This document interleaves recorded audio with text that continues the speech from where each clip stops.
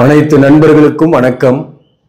உங்கள் ஆஸ்ட்ரோ பழனிசுவாமிகள் பேசுகிறேன். இந்த காணொளியில துலாம் ராசிக்கு 2025 ஜூன் மாதம் எப்படி இருக்கும் என்பதை பற்றி பொது பலனாக பார்க்கலாம். இந்த பொது பலன் என்பது ஒரு 10% தான். அதாவது நம்ம ஜாதகத்தில் இருக்கக்கூடிய கொடுப்பனைகள், அந்த கொடுப்பனைகளை எது பிரதிபலிக்கும், எது சம்பவங்களாக நடத்துதுனாக நமக்கு நடக்கக்கூடிய தசாபுக்திகள். நம்ம ஜாதகப்படி இப்ப ஒரு தசாபுக்தி நடந்துட்டு இருக்கும் ஒவ்வொருத்தருக்குமே. அந்த தசாபுக்திகள் 90% பிரதிபலிக்கும். இந்த கோச்சார கிரகங்கள், இந்த சனி பயிற்சி, ராகுகேது பயிற்சி, குரு பயிற்சி, இதெல்லாம் ஒரு 10% பிரதிபலிக்கும். அந்த கோச்சார பலன்களை தான் இப்ப நாம தெரிஞ்சுக்கிறோம். இது ஒரு கைடன்ஸ்க்காக மட்டும் எடுத்துங்க. இப்ப இந்த 2025 ஜூன் மாசத்தை பொறுத்தவரையிலும் ராசி அதிபதி சுக்கிரன் 7ஆம் இடத்துல இருந்து ராசியை பார்க்கிறாரு. அப்போ குழப்பங்கள் அகலும், ஒரு தெளிவான முடிவுக்கு வருவீங்க. இழந்தது என்பது வேலையா இருக்கலாம், அல்லது பொருளாதார ரீதியாகவும் சில பேருக்கு பொருளாதார நஷ்டங்கள் ஏற்பட்டிருக்கும் கடந்த காலத்துல. அந்த பொருளாதாரத்தை நோக்கி இந்த காலகட்டத்தில் நீங்க அடியெடுத்து வைக்கக்கூடிய காலகட்டமாக இருக்கும். ஆனா இந்த மாசத்தை பொறுத்தவரையிலும் புதிய கடன் வாங்குறதுக்கு வாய்ப்புகள் உண்டு, அல்லது பழைய கடனுடைய அழுத்தங்கள் கொஞ்சம் வரும். ஏன்னா 11ஆம் அதிபதியாக வரக்கூடிய சூரியன் 8ஆம் இடத்துல இருக்கு. மாதத்தோட முதல் 15 நாள் மட்டும்தான். இந்த மாதத்தோட முதல் 15 நாள் கொஞ்சம் அலைச்சலா இருக்கும், கடனுடைய அழுத்தங்கள் கூட ஏற்படும். சில பேருக்கு புதிய கடன் வாங்கக்கூடிய வாய்ப்புகளும் உண்டு. ஆனாலும் ஒரு தெளிவு இருக்கு உங்ககிட்ட. அதாவது ராசியாதிபதி ராசியை பார்க்கறதுனால உடல் நலத்துல கூட பெரிய தொந்தரவு இல்லாம இருப்பீங்க. அதே போல ஒரு தெளிவாக செயல்படக்கூடிய வாய்ப்புகள் உங்களுக்கு ஏற்படும். வேலை விஷயமா சொல்லணும்னாக்க, கடந்த காலத்துல சில பேர் வேலை இழந்திருப்பீங்க. சில பேர் வேலையில ஒர்க் ப்ரெஷரோட டென்ஷனோட ஒர்க் பண்ணிட்டு இருப்பீங்க. சில பேருக்கு கடந்த மாதமே புதிய வாய்ப்பு கிடைச்சிருக்கும். சில பேருக்கு வீடு மாற்றம், இடமாற்றம் கடந்த மாதம் செஞ்சிருப்பீங்க. இன்னும் செய்யாதவங்க, வீடு மாற்றம் செய்யாதவர்கள் இந்த மாதம் செய்யக்கூடிய வாய்ப்புகள் இந்த வைகாசி மாசம் முடியறதுக்குள்ளவே உண்டு. அதாவது மாதத்தோட முதல் 15 நாள்ல இடமாற்றங்கள் ஏற்படும், அல்லது வீடு மாற்றங்கள் ஏற்படும், அல்லது வேலை விஷயமா நீங்க புதிய வாய்ப்புகளை பெறக்கூடிய வாய்ப்பும் இந்த காலகட்டத்தில் உண்டு. உங்களுக்கு நிறைய ஆப்பர்ச்சுனிட்டிஸ் வரும். ஏதோ ஒரு ஆப்பர்ச்சுனிட்டி உங்களுக்கு சரியானதாக இருக்கும். வேலையை இழந்தவர்களுக்கு சொல்றேன், அல்லது இதுவரையிலும் வேலைக்கு போகாதவங்க புதிய வாய்ப்பு தேடுறீங்கன்னாக்க கண்டிப்பா அந்த புதிய வாய்ப்பு கிடைக்கும். மேலும் உங்களுக்கு பொறுத்தவரை பிசினஸ் பண்றீங்க அப்படின்னாக்க இந்த மாதத்தை பொறுத்தவரை முதல் 15 நாள் கொஞ்சம் கடன் வாங்கி சமாளிக்கிறது, அல்லது கொஞ்சம் கையை கடிக்கிற மாதிரி தான் இருக்கும். வருமானத்துல கூட கொஞ்சம் பற்றாக்குறை இருக்கும். மாத சம்பளம் போறவங்களுக்கு அந்த பிரச்சனை இல்லை. மாதம் ஆனா சம்பளம் வந்துடும், பிரச்சனை கிடையாது. ஆனாலும் பிசினஸ் பண்ணக்கூடியவங்களுக்கு மாதத்துல முதல் 15 நாள் கொஞ்சம் கையை கடிக்கிற மாதிரி இருக்கும் உங்களுக்கு. ஆனா குருவை பொறுத்தவரையிலும் 3க்குரியவன் 6ஆம் அதிபதியாக வரக்கூடிய குரு 9ஆம் பாவகத்தில் இருக்கிறாரு. 9ல குரு, அதாவது பாக்கிய ஸ்தானத்துல குரு இருப்பது பாக்கியங்கள் கைகூடும், முயற்சிகள் கைகூடும், உங்களுடைய புகழ் மேலோங்கும். இருக்கக்கூடிய இடத்துல உங்களை பற்றி 4 பேர் நல்ல விதமா பேசக்கூடிய வாய்ப்பு வரும்.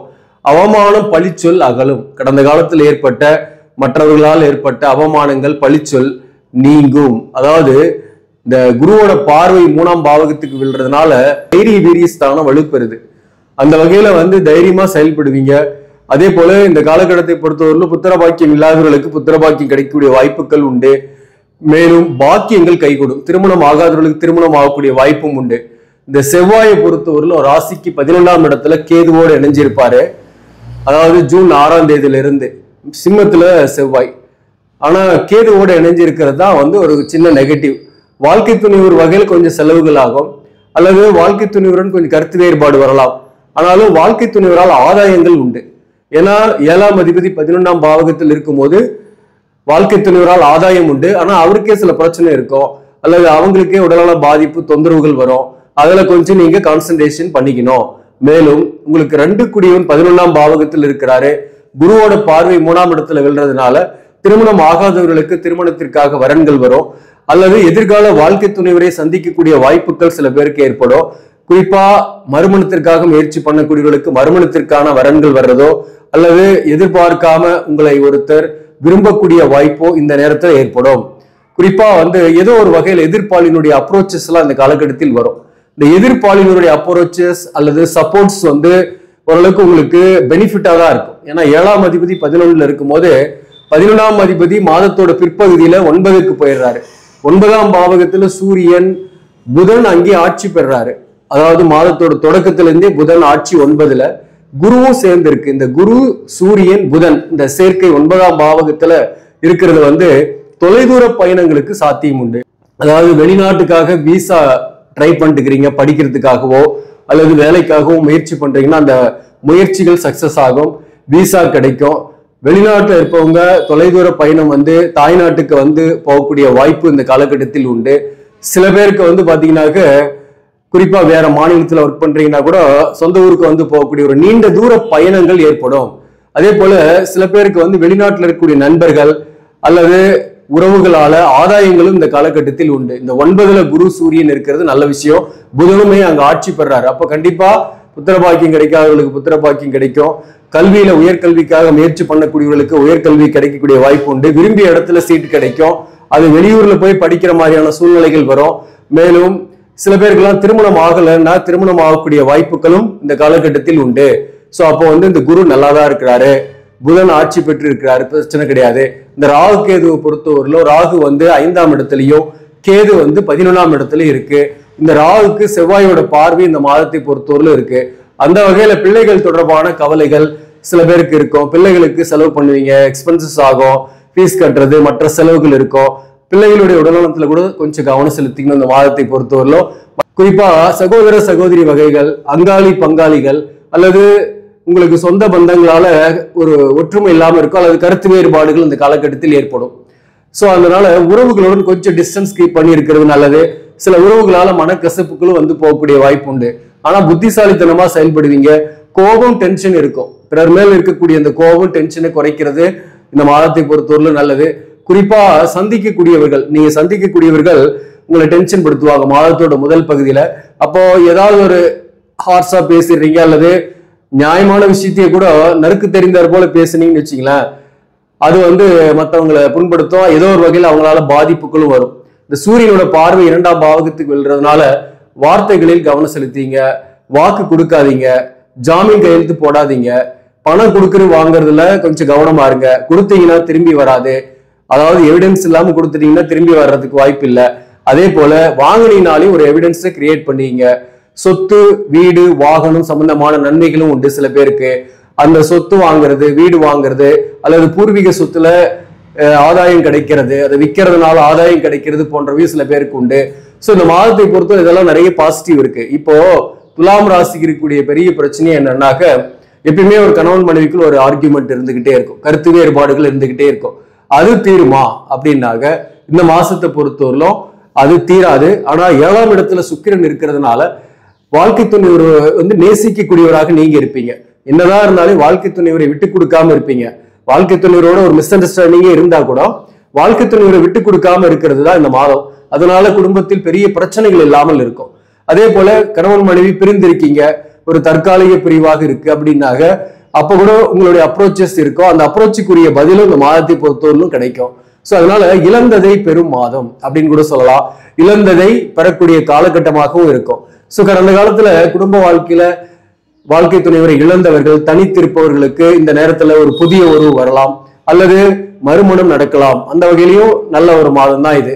அலைச்சல்கள் பயணங்கள்லாம் இருக்கும். தேவையில்லாத அலைச்சல் பயணத்தை தவிர்த்துருங்க. உடல் நலத்துல பெரிய அளவுக்கு பாதிப்பு இல்லை இந்த மாதத்தை பொறுத்தவரை, பிரச்சனை கிடையாது. உங்களுக்கு 6ஆம் இடத்துல சனி பகவான், 6ல சனி இருக்கிறது வந்து பொதுவாகவே பாத்தீங்கன்னாக்க எந்த ஒரு எதிரியா இருந்தாலும் சரி, எதிர்ப்பா இருந்தாலும் சரி, அதுல ஜெயிக்கக்கூடிய ஆற்றல் வரும். எதிரி தொல்லைகளை நீங்க வெல்வீங்க. ஆனா எதிரிகள் வந்து வெல்லக்கூடிய வாய்ப்பு ஏற்படும். கடன் வாங்கி கொஞ்சம் சமாளிக்குவீங்க இந்த மாசத்தை பொறுத்தவரையிலும். அதே போல போட்டித் தேர்வுக்காக எக்ஸாம் எழுதுறீங்கன்னா அதுல கூட சக்சஸ் ஆகிறதுக்கு வாய்ப்புகள் உண்டு. உங்க ஜாதகத்துல கவர்மெண்ட் வேலைக்கு போறதுக்கான பிராப்தம் இருந்து நீங்க எக்ஸாம் எழுதுறீங்கன்னா கண்டிப்பா சக்சஸ் ஆகும். ஸோ நம்ம ஜாதகத்துல அந்த கொடுப்பனை இருக்கா அப்படின்றது நீங்க தெரிஞ்சுக்கணும். அது ரொம்ப ரொம்ப முக்கியமானது. ஸோ சனி நல்லா இருக்கிறாரு, குரு ஓகே, புதனும் அங்கேயே ஆட்சி பெற்று இருக்கு. இந்த மாசத்தை பொறுத்தவரை பிரச்சனை இல்லை. லாபஸ்தானாதிபதியாக வரக்கூடியவர் தான் 8ஆம் இடத்துல இருக்கிறதுனால கடன், சில நேரங்களில் நஷ்டங்கள் ஏற்படக்கூடிய வாய்ப்பு உண்டு. அதனால பிசினஸ் பண்ணக்கூடியவங்க அதாவது விற்கிறத வந்து கடனுக்கு விற்காம இருக்கணும். அல்லது எச்சரிக்கையாக நீங்க வந்து பொருள் வாங்குறீங்கனாலையும் பை பண்ற விஷயத்திலும் கவனமா இருக்கணும். அதுல நஷ்டம் வரும். இந்த சூரியனும் குரு சேர்க்கை வந்து சிவராஜ யோகம். அந்த வகையில வேலையில இருந்து வந்த நெருக்கடிகள் குறையும். இந்த மாதத்தை பொறுத்தவரை நிம்மதியா இருப்பீங்க. சில பேருக்கு அரசு பணியில் இருப்பவர்களுக்கு பதவி உயர்வு அல்லது ஊதிய உயர்வு கிடைக்கும். தனியார் பணியில உயர் கம்பெனியில இருக்கிறவங்களுக்கும் ஒரு பதவி உயர்வு ஊதிய உயர்வு கிடைக்கக்கூடிய வாய்ப்பு உண்டு. சில பேருக்கு நல்ல ஒரு இடமாற்றம் அமையும். இதெல்லாம் பாசிட்டிவான விஷயம். இதுல சுவாதி நட்சத்திரத்தில் பிறந்தவங்களை பொறுத்தவரையிலும் ஒரு மனக்குழப்பம், ஒரு டென்ஷன், பண விஷயத்துல ஒரு ஏற்ற இறக்கங்கள் இதெல்லாமே இருந்துகிட்டு இருக்கு இல்லையா? இந்த மாதத்தை பொறுத்தவரையிலும் முதல் 15 நாள் பண விஷயத்துல ஏற்ற இறக்கம் இருக்கும். கடன் வாங்கி சமாளிக்கிற நிலைமை வரும். அகலக்கால் வைக்காதீங்க. அதே போல பிள்ளைகள் வகையில உங்களுக்கு செலவுகள் ஏற்படும். பிள்ளைகள் வகையில கவலைகள் ஏற்படும். அதே போல புதிய உறவு அல்லது புதிய நட்பால் உங்களுக்கு ஒரு ஆதாயங்கள் வரும், சப்போர்ட் கிடைக்கும். கணவன் மனைவிக்குள்ள இருக்கக்கூடிய கருத்து வேறுபாடு இருந்தாலும் நீங்க நிறைய விட்டு கொடுத்து போகக்கூடிய காலகட்டமாக இது இருக்கும். அதே போல சித்திரை நட்சத்திரத்தில் பிறந்தவர்களுக்குமே பாத்தீங்கன்னா கணவன் மனைவிக்குள் சின்ன சின்ன கருத்து வேறுபாடு வரலாம், அல்லது வாழ்க்கை துணைவருக்கு உடல்நல தொந்தரவு நீங்கக்கூடிய வாய்ப்பு உண்டு. வாழ்க்கை துணைவரின் உடல்நலத்துல கவனம் செலுத்தீங்க. சித்திரை நட்சத்திரத்தில் பிறந்தவர்களுக்கு இந்த மாதத்தை பொறுத்தவரையிலும் ஆதாயங்கள் வாழ்க்கை துணைவர் வகையில வந்தாலும் சில கருத்து வேறுபாடுகள் இருந்துகிட்டே இருக்கும். சித்திரை நட்சத்திரத்தில் பிறந்தவங்களுக்கும் கடன் வாங்கக்கூடிய வாய்ப்புகள் உண்டு. உடல்நலத்துல சின்ன சின்ன தொந்தரவு வரும், மற்றபடி பெரிய அளவுக்கு பாதிப்பு இல்லை. உடல்நல விஷயத்துல கவனம் செலுத்தீங்க. சித்திரை நட்சத்திரத்தில் பிறந்தவர்களை பொறுத்தவரையிலும் புதிய நட்போ புதிய எதிர்பாலினர் உறவோ ஏற்படக்கூடிய காலகட்டம் தான். மேலும் இந்த விசாகம் நட்சத்திரத்தை பொறுத்தவரையிலும் வாழ்க்கை துணைவரின் உடல்நலத்துல பாதிப்பு வரலாம், அல்லது அவருடன் கருத்து வேறுபாடுகள் போகக்கூடிய வாய்ப்பும் உண்டு. உங்களுக்குமே கூட அலைச்சல்கள் பயணங்கள் இருக்கும். தொலைதூர பயணங்கள் கூட சில பேருக்கு ஏற்படும். விசாக நட்சத்திரத்தில் பிறந்தவர்களுக்கு பொருளாதார ரீதியா ஒரு ஏற்ற இறக்கம் இருந்துகிட்டே இருக்கும். புதிய கடன் வாங்கி பழைய கடனை சமாளிப்பீங்க. மேலும் புதிய வாய்ப்புகளும் கிடைக்கும். வேலை விஷயமா புதிய வாய்ப்புகள் கிடைக்கும். பிசினஸ் பண்ணக்கூடியவர்களுக்கு புதிய ப்ராஜெக்ட் சைன் ஆகிறதுக்கும் இந்த காலகட்டத்தில் வாய்ப்பு உண்டு. அதாவது வேலை பார்க்கக்கூடிய இடத்துல இருந்து வந்த நெருக்கடிகள் ஆனா குறையும். அதுதான் பாசிட்டிவான ஒரு விஷயம். மேலும் இந்த மாதத்தை பொறுத்தவரை எந்தெந்த தொழிலெல்லாம் சிறப்பாக இருக்கும் அப்படின்னாக்க மண்மனை, விவசாயம் சார்ந்த தொழில், நீர் சம்பந்தமான தொழில்கள், சேல்ஸ் அண்ட் மார்க்கெட்டிங், வாக்கால் பழிக்கக்கூடிய தொழிலாக இருக்கக்கூடிய ஆசிரியர் பணி, புரோகிதம், கன்சல்டேஷன் பண்ணக்கூடிய தொழில், இந்த ஃப்ரீலான்சரா வேலை பார்க்குறவங்களுக்குலாம் அந்த மாதம் சிறப்பான மாதம் தான். மேலும் இந்த மாதத்தை பொறுத்தவரை இன்ஜினியரிங் துறையில் இருப்பவங்க, சிவில் இன்ஜினியரிங் துறையில் இருப்பவங்க, அதே போல இரும்பு சம்பந்தமான வேலை செய்யக்கூடியவர்கள், சிறுதூர பயணம் செய்து வேலை செய்யக்கூடியவர்களுக்கெல்லாம் வருமானம் கூடுதலாகவே கிடைக்கும். மருத்துவம் சார்ந்த துறையில் இருப்பவர்களுக்கும் வருமானம் கூடுதலாக இருக்கும், முன்னேற்றங்கள் உண்டு. அரசு பணியில் இருப்பவர்களுக்கு பதவி உயர்வு அல்லது ஊதிய உயர்வுக்கான செய்திகள் வரலாம், அல்லது ஒரு இடமாற்றங்கள் ஏற்படக்கூடிய வாய்ப்பும் உண்டு. இந்த மாதத்தை பொறுத்தவரையிலும் படிக்கக்கூடிய மாணவர்களுக்கு விரும்பிய கோர்ஸ் கிடைக்கிறதுக்கு நிறைய சான்ஸ் இருக்கு. பணம் கொஞ்சம் செலவாகும், அல்லது வேற ஒரு ஊர்ல போய் படிக்கிற மாதிரி இருக்கும். அடுத்தது இந்த மாதத்தை பொறுத்தவரை வழிபட வேண்டிய தெய்வம் கும்பகோணம் அருகே உள்ள சக்கரபாணி சக்கரத்தாழ்வார் ஆலயத்திற்கு சென்று வரலாம். முடியாதவங்க சக்கரத்தாழ்வாரை வீட்டிலேயே வச்சு வழிபாடு செய்யறது நன்மைகளை கொடுக்கும். அப்படின்னா படுத்திருக்கக்கூடிய ரங்கநாதர் போட்டோ இருந்தா கூட வீட்டுல வச்சு வழிபாடு செய்யுங்க தொடர்ந்து. அதாவது துலாம் ராசியை பொறுத்தவரை சக்கரத்தார் வழிபாடு உங்களுக்கு சிறப்பான பலனை கொடுக்கும். ஆக நண்பர்களே, இந்த பதிவு உங்களுக்கு பிடிச்சிருந்தாக லைக் பண்ணுங்க, இதை மற்றவர்களுக்கும் ஷேர் பண்ணுங்க. இன்னும் நம்ம சேனலை சப்ஸ்கிரைப் பண்ணாம பாக்குறவங்க சப்ஸ்கிரைப் பண்ணி கண்டினியூ பண்ணுங்க. இதன் மூலம் உங்களுக்கு ஒரு சரியான ஜோதிட தகவல்களும் ஆன்மீக தகவல்களும் கிடைக்கும். நன்றி, வணக்கம்.